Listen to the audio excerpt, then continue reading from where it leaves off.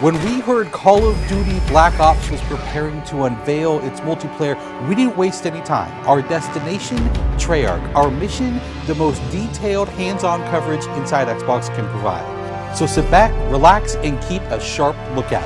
Every feature you hear about in this preview has never before been done in a Call of Duty game.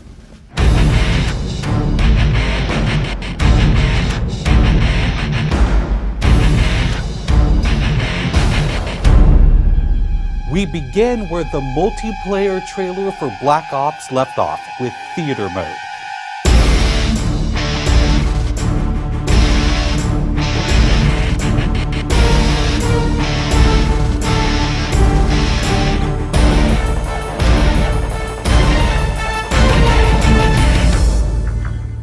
Dan Bunting explains. You can switch the camera from any player's perspective in both first person and third person.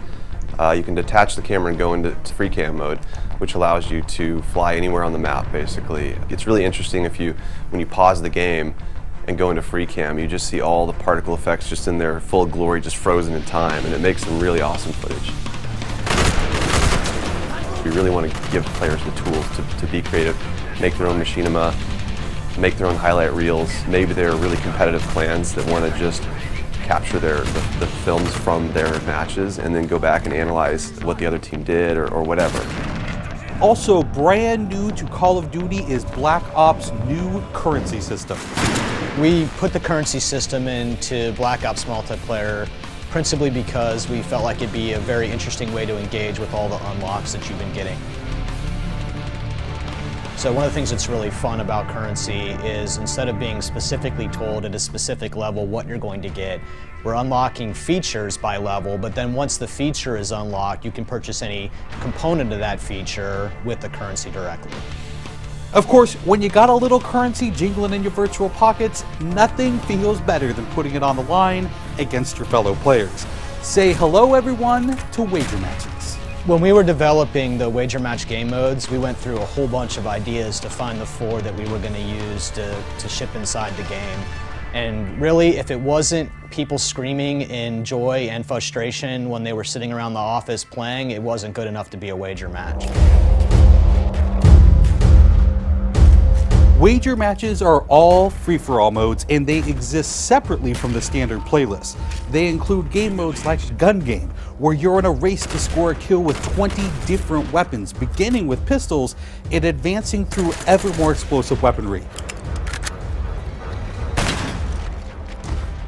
It's extremely rewarding for us as a design team to put something up there that people are reacting to really well and it's slightly different than what they get, and everyone loves the core game, and you have to be very careful when you're finessing the core mechanics of the game. But wager matches let us kind of get our creativity flowing and do some things that you're not normally used to, and then spin them up in unique ways and combine things in ways that you haven't seen before, that you never really thought of, and that wouldn't be appropriate for the core game but are completely appropriate for wager matches.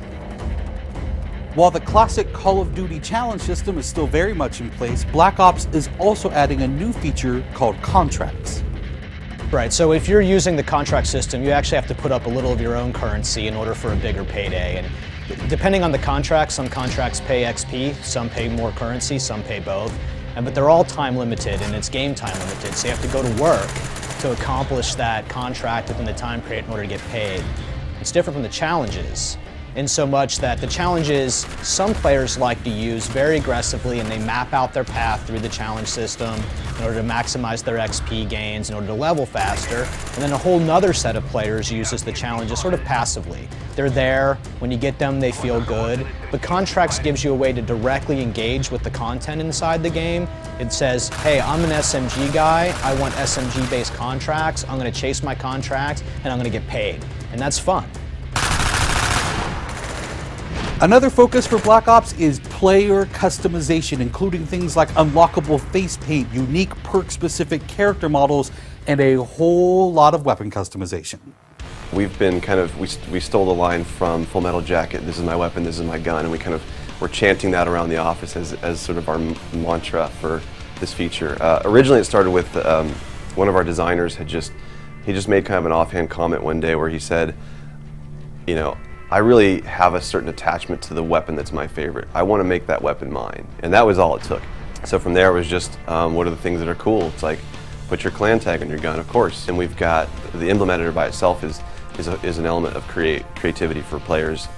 And then the reticles, of course, why not give people the option to select what kind of red dot they have. Maybe they don't like a dot, maybe they like a circle, maybe they like a triangle, maybe they like a standard crosshair, maybe they just want a line. And then there is combat training, which allows you to get comfortable with the trappings of multiplayer by competing in matches against AI-controlled opponents. You know, it's our hope that combat training can convert people who are largely single-player gamers who might have, dabbled around in multiplayer but never made that leap to playing online, and give them kind of this experience where they can get familiar with the mechanics and features and systems that multiplayer has, but they can do so at their own pace, they can do so without someone screaming in their ear what a noob they are, and practice up and then join the competitive fold. Experienced players could use combat training to practice up on a particular weapon, a particular tactic, or a particular map. So we think it appeals to both audiences, but most directly, it was designed to help new players get into the mix.